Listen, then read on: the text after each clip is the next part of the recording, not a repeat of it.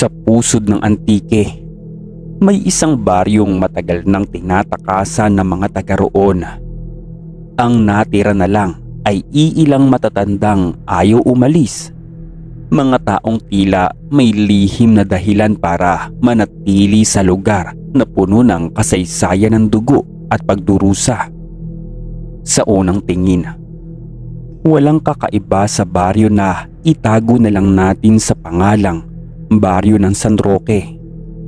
Tahimik ang paligid, parang ordinaryong probinsya lang na napapalibutan ng kagubatan at bundok.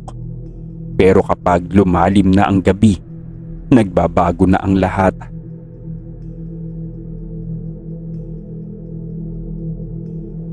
Noong dekada 90, may isang insidente na nag-iwan ng matinding takot sa buong Antique. Isang pamilya ang natagpo ang patay sa loob ng kanilang bahay. Wasak ang mga katawan, parang ginutay-gutay ng hayop. Ang bahay nila ay nasa dulo ng baryo, malapit sa kagubatan na sinasabing pugad ng mga aswang. Ang pamilya de la Cruz ang nakatira sa bahay na iyon. Mag-asawang sina Manuel at Anita, kasama ang 3 nilang anak. Sila ang pinakahuling dayo sa San Roque. Hindi alam ang kasaysayan ng lugar. Pero ang matatanda doon ay matagal nang nagbabala na may isang lahi ng aswang na naninirahan sa baryo. Tahimik lang silang nagmamasid at naghihintay ng tamang pagkakataon. Bago pa mangyari ang massacre sa pamilya ng De La Cruz, ilang buwan nang may nawawalang hayop sa baryo. May mga bakas ng dugo sa mga daan at mayroong mga buntis na kababaihang nagising sa kalagitnaan ng gabi. Pakiramdam nila ay may nakatingin sa kanila mula sa bintana. Isang gabi ay nadinig ng mga kapitbahay ang sigaw mula sa bahay ng pamilya De La Cruz. Hindi ito ordinaryong sigaw. Tila halo-halong iyak ng takot, paghihinagpis at matinding sakit. Pero walang naglakas loob na lumapit. Alam nilang mayroong hindi pangkaraniwang nangyayari. Kaya kinabukasan, natagpuan na lang ang bahay na puno ng dugo. Ang katawan ni Manuel ay nakalawit sa bubong. Parang isinabit doon ng kung anong nilalang. Si Anita ay nasa kama naman, pero bukas ang kaniyang tiyan. Wala na itong laman loob. At ang 3 nilang anak ay hindi na natagpuan. Nang magsimula ang imbestigasyon, lumabas ang isang matandang residente at ito ay si Lolo Ben. Sinabi niya na, "Yan na yun, bumalik na sila. Ang lahi ng mga aswang dito. Hindi yan nawala at nag-aantay lang sila." Matapos ang massacre sa pamilya De La Cruz, kumalat ang takot sa buong San Roque. Ang mga natitirang residente ay nagsimula ng maghanda. Ang iba ay nagsabit ng bawang sa kanilang bintana. Ang iba naman ay naglagay ng asin sa harap ng pinto. Pero alam nilang hindi sapat ang mga iyon. Si Lolo Ben, ang matandang nagbabala tungkol sa pagbabalik ng mga aswang, ay sinubukang lapitan ng mga tao. "Lolo Ben, ano ba talaga ang nangyayari? Ano yung sinasabi mong lahi ng aswang?" Tanong ni Aling Petra, isang matandang babae sa baryo. Napabuntong hininga si Lolo Ben at sinabi niya, "Matagal ng sikreto ng baryo natin. Noon pa, bago pa tayo ipanganak, may isang pamilya rito na hindi basta tao. May kakaiba sa kanila. Hindi sila tumatanda. Hindi sila nagkakasakit. Tahimik lang sila pero tuwing gabi, may mga nawawalang tao at hayop. Hanggang sa natuklasan ng mga ninuno natin ang totoo na sila ay mga aswang." Napatingin sa kanya ang lahat. Napatanong naman ang isa at tinanong nito kung ano daw ang ginawa ng mga ninuno nila. Pinatay nila ang buong pamilya ng aswang. Sinunog ang bahay. Sinunog ang mga katawan pero isang bata ang nakatakas. Nagkatinginan ang mga tao sa sinabi ni Lolo Ben. At yung batang iyon, baka siya o mga anak niya ang bumalik ngayon. Sa kabila ng takot, may isang lalaking hindi naniniwala sa kwento ni Lolo Ben at ito ay si Tomas, isang mangingisda. Kalokohan yan, Lolo. Wala nang aswang ngayon. Siguro may hayop lang na umatake sa pamilya de la Cruz. Pero ng gabing iyon, si Tomas mismo ang sumunod na biktima. Nakita siya ng mga tao kinabukasan at nakasabit sa isang puno malapit sa ilog. Wala na ang kanyang mga mata at may malalalim na sugat ang kanyang tiyan na parang may kumain sa loob nito. Doon na lang lalong lumala ang takot ng mga tao.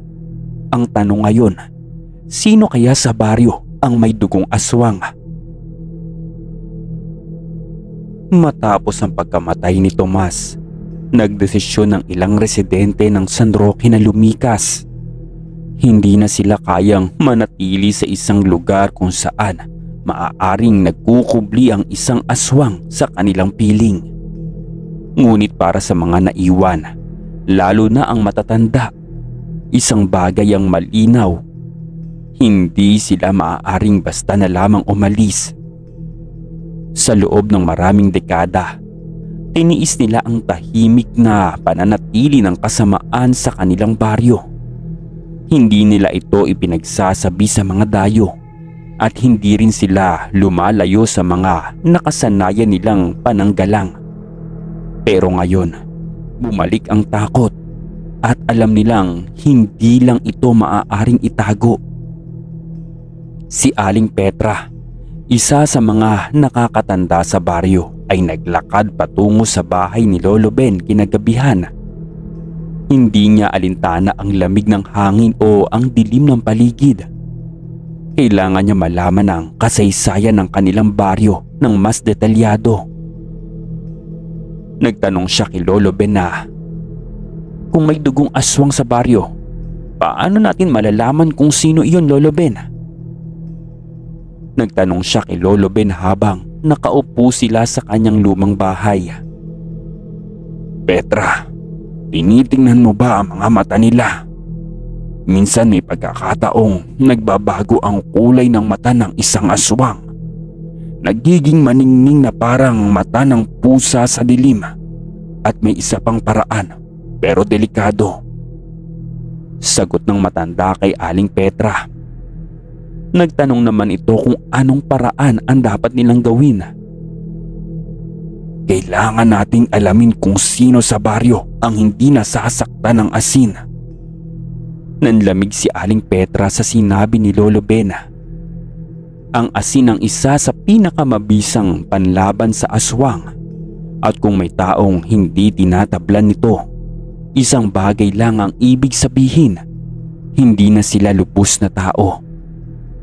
Hindi na nag-aksaya ng oras ang matatanda sa baryo at kinaumagahan, nagtipon sila sa gitna ng plaza at isinagawa ang pagsubok.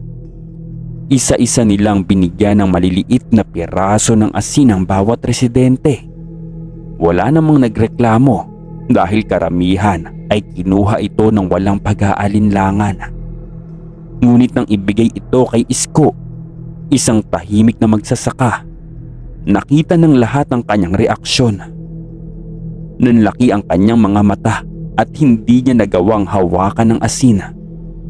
Nanginginig ang kanyang mga kamay habang dahan-dahan siyang umaatras at doon na nagkagulo. Siya ang may dugong aswang! Sigaw ng residente. Bago pa man siya mahuli ay mabilis na tumakbo si Isko papasok sa kagubatan. Sinundan siya ng ilang kalalakihan, bitbit ang kanilang mga gulok at sibat. Alam nilang hindi na siya maaaring hayaang makaligtas. Ngunit nang marating nila ang pusod ng gubat, isang nakakatakot na tanawin ang bumungad sa kanila. Dahil sa ilalim ng isang malaking puno, naroon si Isko, nakaluhod, nanginginig habang nakapaligid sa kanya ang tatlong nilalang na hindi na mukhang tao. Ang kanilang mga mata ay kumikislap sa dilim at ang kanilang mga bibig ay puno ng matatalas ng ngipin. Sila ang tunay na bumalik at hindi na nila hahayaan pang mawala sila muli.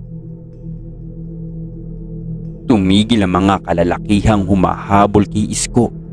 Hindi sila makagalaw, Sir Jay. Hindi na rin sila makapagsalita. Sa harapan nila, sa ilalim ng matandang puno, nakatayo ang tatlong nilalang na hindi na tao. Ang kanilang balat ay kulay abo, manipis at anlilimahid na parang matagal nang hindi tinatamaan ng sikat ng araw. Ang kanilang mga mata ay kumikislap sa dilim at ang kanilang mga bibig ay bahagyang nakanganga. Nagbubunyag ng matatalas ng ngipin at tila gawa para sa pagdurog ng laman. Si Isko ay nakaluhod sa lupa, tila isang alipin sa harapan ng kanyang tunay na mga Panginoon. Nanginginig siya hindi sa takot, kundi sa isang uri ng pagkamulat. Parang sa wakas, nauunawaan niya ang kanyang tunay na pagkatao. Narito na sila. Bulong ng isa sa mga lalaki na nanginginig ang boses. Ang pinakamatangkad sa tatlong nilalang ay lumapit kay Isko. Isang mahaba, butuhang kamay ang dumampi sa kanyang ulo. At sa isang iglap, nagsimula siyang magbago.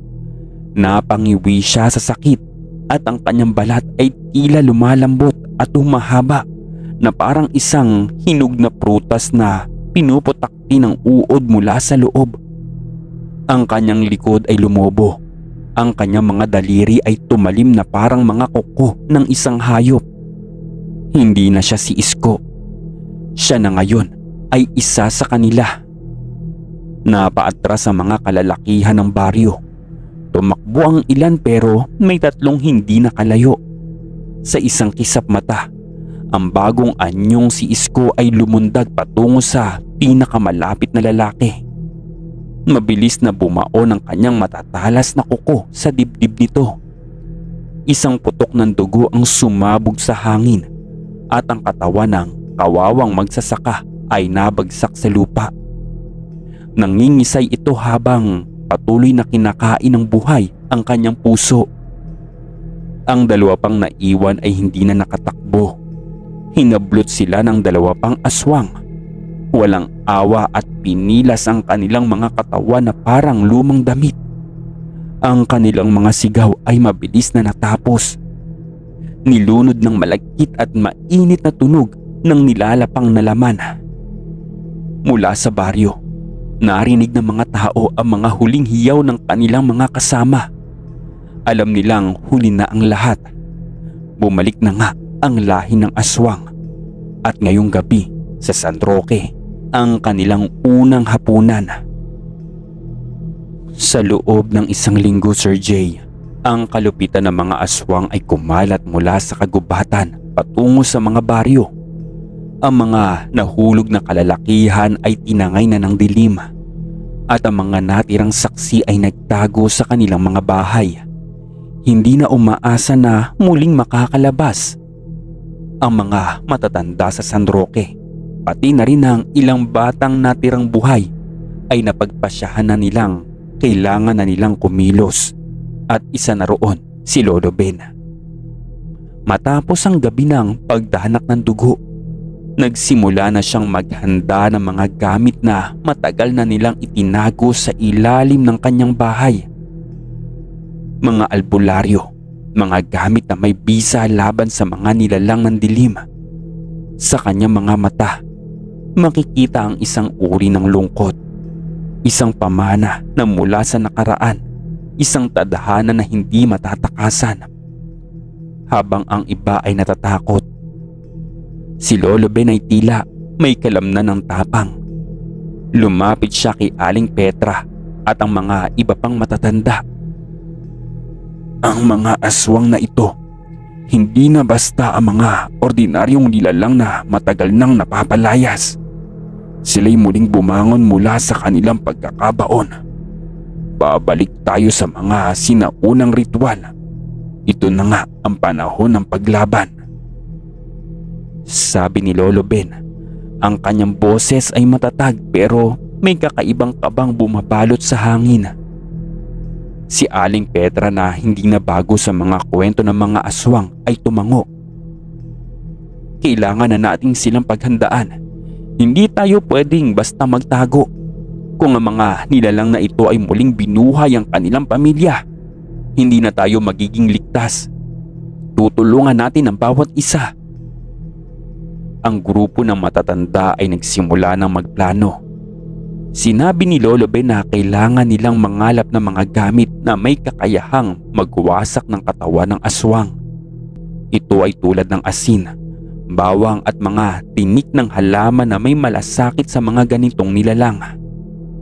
Ang lahat ng mga ito ay ipon at impok, siniguradong madadala sa bawat laban.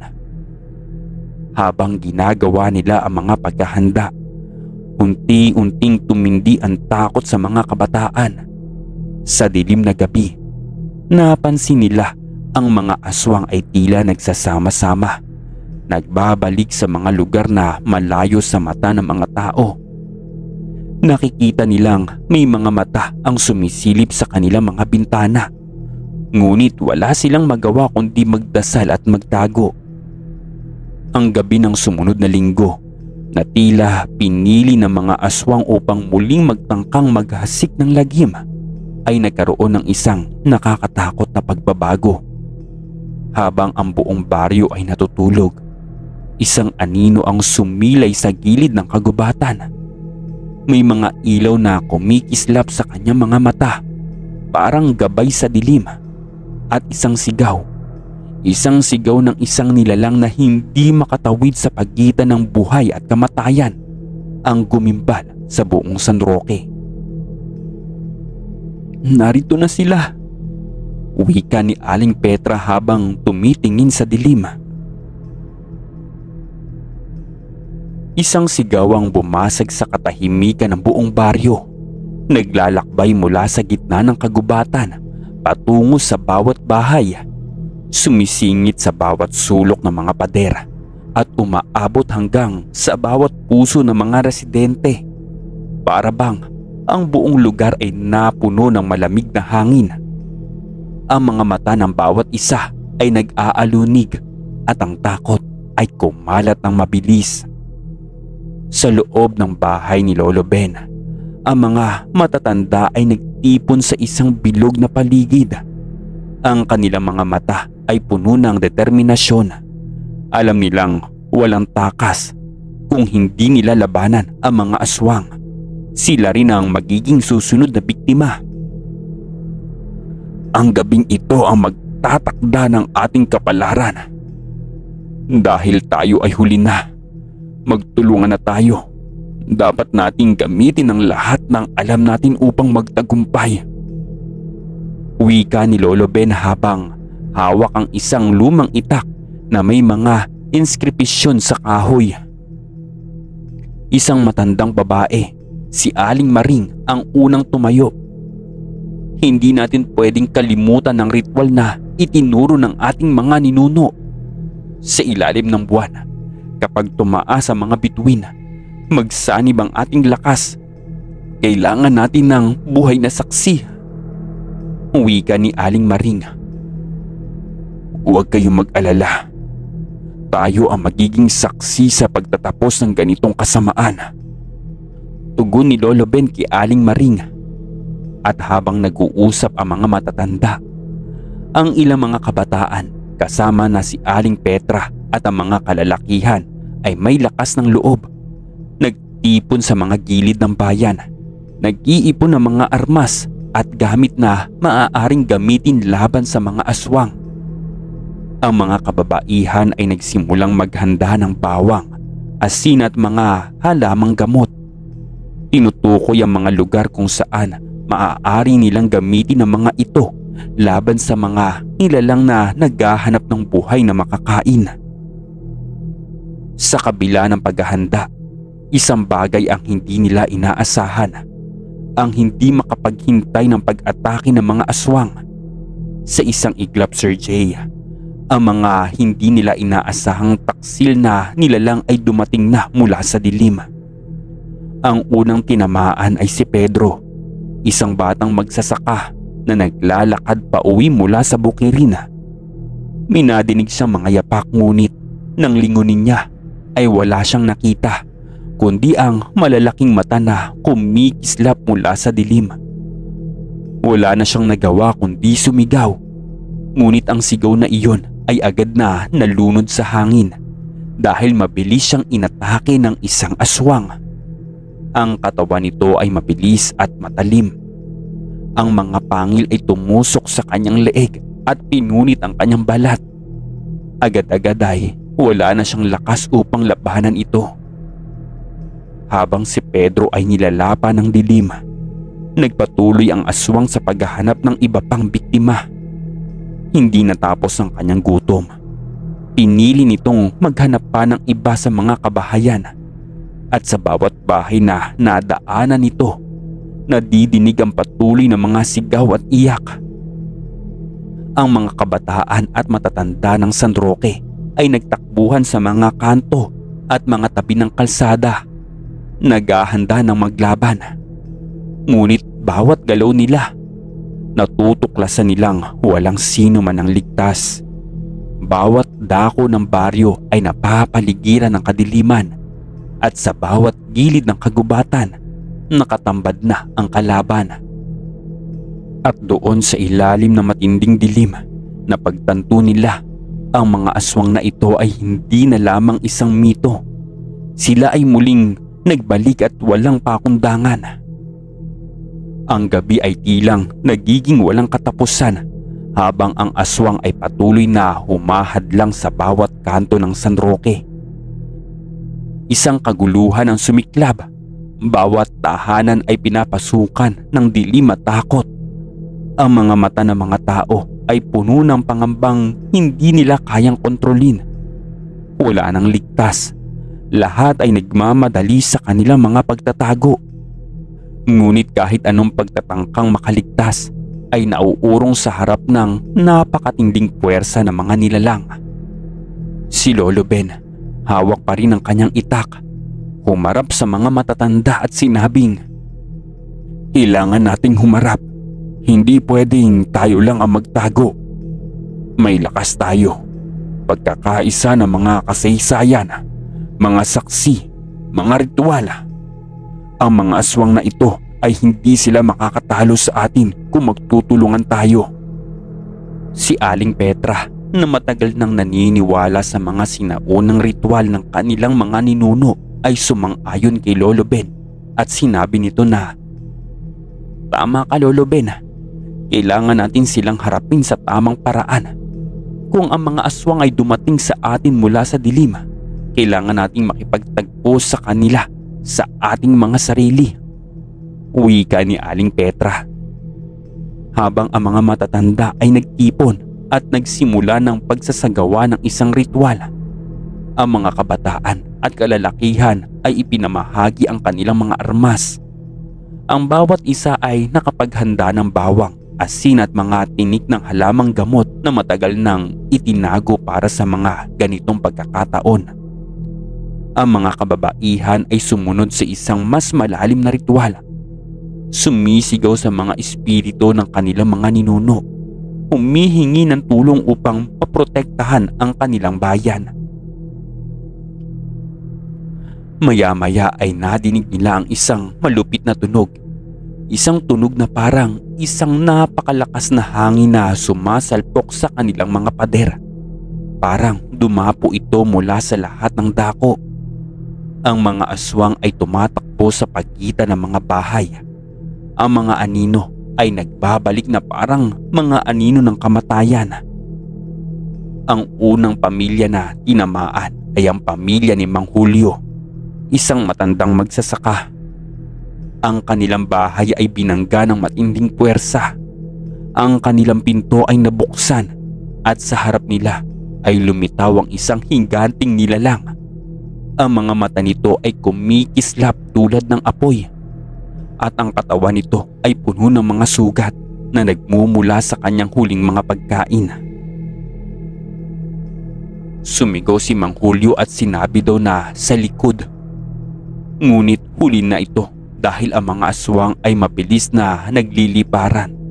Sa isang kislap ay tinangay nito ang kanyang anak na babae at nagsimulang magkasik ng kaguluhan habang ang buong baryo ay nagtatago. Ang mga hindi natatakot ay nagsimula na ang salpukan sa pagitan ng mga nilalang at mga buhay. Ang mga kalalakihang armado na mga armas ay nagsimula ng sumugod sa kagubatan. Pilit na pinuputok ang kanilang mga armas sa mga nilalang na patuloy na sumusugod. Ngunit ang mga aswang ay tila hindi matitinag. Isa-isa silang nagbagsakan sa labanang hindi nila inaasahan. Samantalang sa gitna ng gubat, si Lolo Ben at Aling Petra ay nagsasagawa ng kanilang ritual. Ang kanilang mga kamay ay nag-iwas ng mga anino ng kamatayan. Ngunit sa gitna ng lahat ng ito, isang kakaibang bagay ang nangyari. Ang aswang na ang pinuno ay mukhang isang dambuhalang nilalang na hindi tulad ng iba. Ito ay naglabas ng isang sigaw na nagpataas ng lahat ng puwersa ng dilim. At sa isang segundo, nawala na ang lahat ng ilaw. Nang magbalik ang mga ilaw, ay wala nang natirang buhay sa mga kalalakihan at kababaihan. Wala na ang mga matatanda. Ang lahat ng mga sumubok sa laban sa aswang ay naglaho sa dilim. Ang tanging natira ay ang dugo at ang mga mata ng mga aswang na patuloy na nag-aabang sa bagong pagkain kanilang malalapa. Habang ang mga mata ng mga aswang ay patuloy na kumikislap sa dilim, ang mga natirang buhay sa San Roque ay nagtatago sa kabila ng kanilang takot. Ang mga pamilya ay nawala ng mahal sa buhay at ang matandang albularyo na umasa sa kanilang mga ritual ay nawalan ng lakas. Ang bayan ay puno ng katahimikan na para bang isang malupit na sumpa ang pumasok sa bawat sulok nito. Si Lolo Ben, bagamat pagod at sugatan, ay hindi sumuko. Ang ritual na kanilang isinagawa ay hindi nagtagumpay. Ngunit sa kabila ng pagkatalo, hindi niya iniiwasan ang huling laban. Kung hindi tayo magtatagumpay ngayon, magtatagumpay ang susunod na henerasyon. Hindi natin sila pwedeng pabayaan. Wika ni Lolo Ben kay Aling Petra na patuloy na nag-aalaga sa kanya. Ang gabi ng paghihirap ay tila walang katapusan. Ang mga aswang ay muling nagtipon sa gilid ng bayan. Nagmamasid sa mga natirang buhay. Naghihintay ng pagkakataon upang magpatuloy sa kanilang pagnanasa. Ang hangin ay mabigat na. Ang bawat galaw ng mga tao ay minamasdan ng dilim.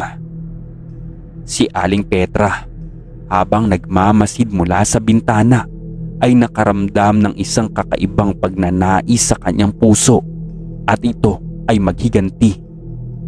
Ang mga pangarap ng kanyang mga ninuno, ang kanilang mga sakripisyo ay nagbigay sa kanya ng lakas.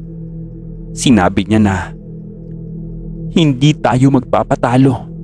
Kailangan nating gumising. Kailangan nating matuto na ang San Roque ay may mga kaluluwa na hindi matitinag." Ang huling pag-asa ay nagsimulang magbukas ng magtulungan ng mga natirang buhay sa baryo. Hindi na nila kayang lumaban na mag-isa, ngunit sa kanilang pagkakaisa, may posibilidad pa silang magtagumpay. Pinagplanuhan nila kung paano magtatayo ng mga posisyon sa gabi gamit ang asin, bawang at mga halamang gamot na kanilang iniimbak. Nakipagtulungan sila sa mga manguukit ng kahoy na gumawa ng mga sibat at mga arko upang magsimula ng isang laban na hindi pa nila nararanasan. Sa isang hating gabi matapos ang 1 linggong takot, nagsimula na silang magtulungan. Bawat isa sa kanila ay may isang misyon at lahat ay nagtrabaho ng sabay-sabay upang matutunan ang mga huling ritual na maaaring magbigay sa kanila ng lakas laban sa mga nilalang ng dilim. Habang pinakamalakas ang kanilang pananampalataya, sumigaw si Lolo Ben at sinabing, "Ngayon na, hindi tayo magpapatalo. Walang aswang ang magtatagumpay laban sa atin." At sa huling pagtatangka, ang mga natirang kalalakihan at kababaihan ay sumugod sa kagubatan. Nagdala ng lahat ng kanilang natutunan. Isang bagong laban ang nagsimula sa ilalim ng pinakamadilim na gabi ng San Roque. Ang unang sigaw ng labanan ay nadinig mula sa gilid ng kagubatan. Ang mga kalalakihan at kababaihan ng San Roque ay sumugod. Armas sa kamay at mga halamang gamot na sinisiguro nilang epektibo laban sa mga aswang. Ang kanilang mga puso ay puno ng takot, ngunit mas matindi ang kanilang determinasyon dahil sa huling pagkakataon, nais nilang maipakita na hindi sila magpapatalo. Si Lolo Ben, bagamat may sugat, ay patuloy na nangunguna sa kanilang hanay. Ang kanyang itak ay may inskripsyon ng mga sinaunang simbolo. Mga simbolo ng kaligtasan at lakas na ipinapasa-pasa sa bawat henerasyon. Minsan ay napapansin nilang may kakaibang kislap sa mata ni Lolo Ben. Tila may alam siyang mas malalim pa kaysa sa kanilang mga natutunan. Nagpaalala pa nga si Lolo Ben sa mga kasama niya na mag-iingat sila at sinabi ni Lolo Ben na ang mga aswang ay hindi basta-basta. Ang mga ito ay mas malakas at mas matalino kaysa sa mga dati nating nakaharap. Kailangan natin ng lakas, hindi lamang sa armas kundi sa ating pananampalataya. Wika ni Lolo Ben. Ang mga kababaihan ay naglakbay patungo sa gitna ng kagubatan. Ang bawat isa ay nagdadala ng mga palaspas at mga hilaw na bawang upang magtakda ng proteksyon. Tinutok nila ang kanilang mga mata sa mga anino na kumikislap sa madilim na kagubatan. Ang hangin ay malamig at ang lupa ay basa, ngunit walang sino man ang huminto. Habang patuloy silang naglalakad, ang mga aswang ay nagsimulang magpakita. Hindi tulad ng mga unang nilalang na kanilang nakaharap. Ang mga ito ay mas malaki, mas malakas, at ang kanilang mga mata ay kumikislap ng matinding galit. Isang aswang ang lumapit kay Lolo Ben. Ang mga pangil nito ay parang matalim na bakal at ang balat nito ay parang baluti ng isang halimaw. Ngunit sa halip na umatake agad, tumigil ito at tumingala sa mga mata ni Lolo Ben. May kakaibang titig ang aswang na parabang alam na hindi nasasabi. Nagsalita ang aswang kay Lolo Ben at sinabing, "Hindi mo kami kayang talunin." Ngunit hindi po nagpatinag si Lolo Ben. Sinabi ni Lolo Ben na kaya niya itong talunin. Kaya nila at magtatagumpay sila. Ang mga aswang ay tila nagkaroon ng mga pag-aalinlangan. Ngunit bago pa sila makagalaw, sumugod na ang grupo ng mga kalalakihan na may hawak na mga sibat na tadtad ng tinig at asin. Ang mga kababaihan ay sumigaw ng mga inkantasyon. Binibigkas ang mga salitang matagal nang naipasa sa kanilang pamilya. Ang unang aswang na naglakbay sa grupo ay hindi nakaligtas. Habang papalapit po ito, tinalikuran ito ng isang kabataang lalaking may hawak na arko at tinamaan ang mata ng aswang. Ang malupit na itsura ng nilalang ay agad nang nagbago. Isang malalakas na sigaw ang bumulusok mula sa kanya. At bago pa man makatakbo, nahulog na ito sa lupa at hindi na gumagalaw. Ngunit hindi pa tapos ang laban. Ang mga aswang ay nagsimulang magtulungan. Ang ilan ay umangat mula sa ilalim ng lupa at mula sa mga puno. Ang kanilang puwersa ay tila lumalakas at ang labanan ay naging mas brutal, mas matindi dahil bawat galaw ng mga kalalakihan ay pinapanday ng takot at pagsusumikap. Si Aling Petra na may hawak ng puno ng bawang ay tumayo sa gitna ng laban. Tila hindi takot sa anumang nilalang na nasa harapan niya. Ang kanyang mga kamay ay kumikilos. Itinutok ang mga halamang gamot sa hangin. Itinutok sa bawat nilalang na nagtatangkang sumugod.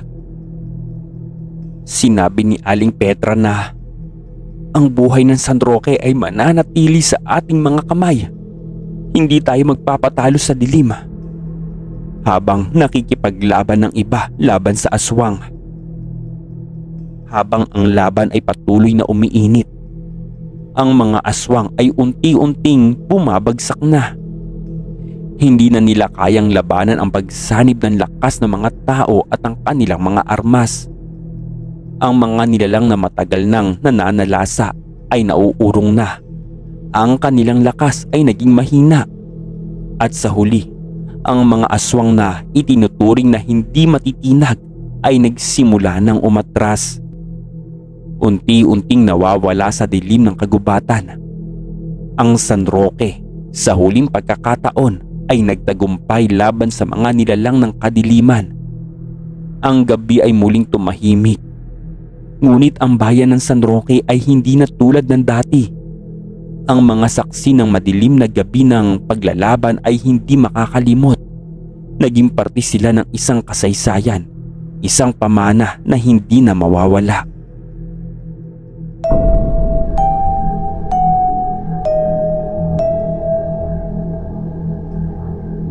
Istorya Tagalog Horror Stories.